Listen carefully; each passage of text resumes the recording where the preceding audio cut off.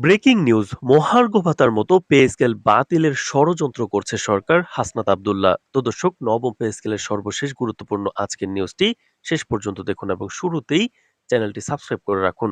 পরবর্তীতে নবম পে স্কেলের যে কোনো গুরুত্বপূর্ণ আপডেট সমূহ সবার আগে পেতে। তো দর্শক, দেশের রাজনৈতিক অঙ্গনে ফের তোলপাড় সৃষ্টি করেছে একটি বিতর্কিত মন্তব্য।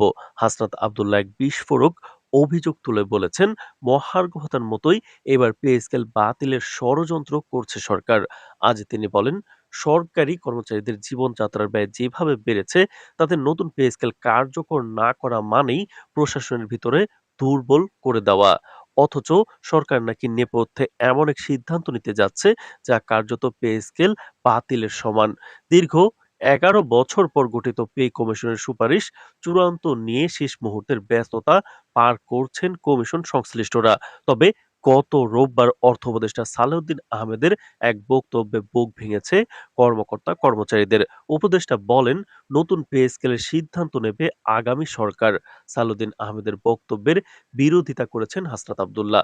হাসনাত আব্দুল্লাহ আরো বলেন, এই সরকার বুঝে শুনেই এমন সিদ্ধান্ত নিচ্ছে যেন সরকারি চাকরিজীবীদের মধ্যে ক্ষোভ ছড়িয়ে পড়ে এবং সাধারণ মানুষের নজর অন্যদিকে ঘুরে যায়।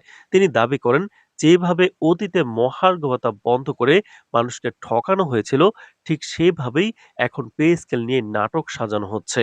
সরকারের কিছু উপদেষ্টা বলছেন, অর্থনৈতিক সংকটের কারণে পে স্কেল কার্যকর করা সম্ভব নয়।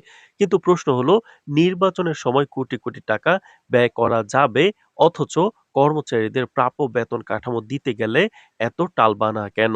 তো দর্শক, ভিডিওটির এই মুহূর্ত পর্যন্ত যারা দেখছেন, আমাদের এই নতুন চ্যানেলটি সাবস্ক্রাইব করে রাখুন নবম পে স্কেলের পরবর্তী সকল আপডেট সমূহ সবার আগে পেতে।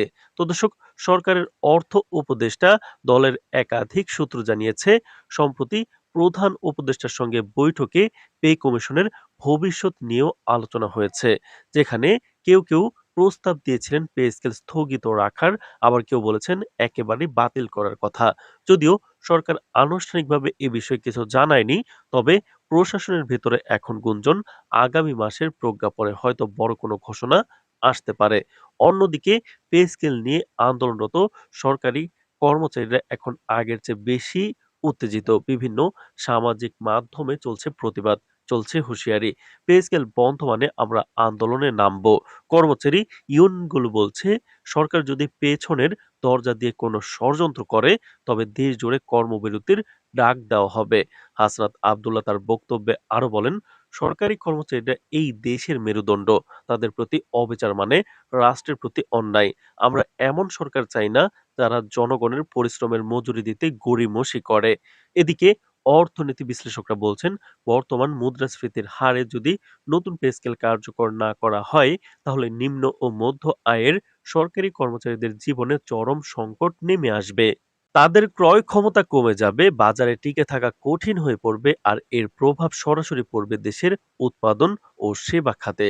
তো দর্শক, নবম পে স্কেলের যে কোনো গুরুত্বপূর্ণ আপডেট পেতে আমাদের চ্যানেলটি সাবস্ক্রাইব করে রাখুন।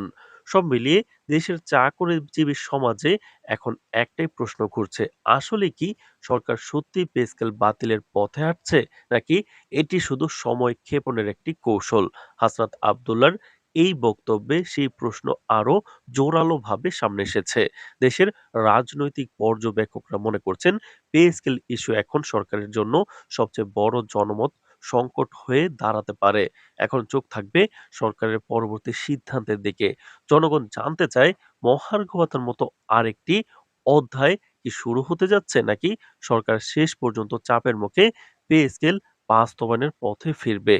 সময়ই এখন সেই উত্তরের অপেক্ষায়। তো দর্শক, নবম পে স্কেল এবং মহার্ঘ ভাতার যে কোনো গুরুত্বপূর্ণ আপডেট সবার আগে পেতে আমাদের এই নতুন চ্যানেলটি সাবস্ক্রাইব করে রাখুন। আজ এ পর্যন্তই, ধন্যবাদ।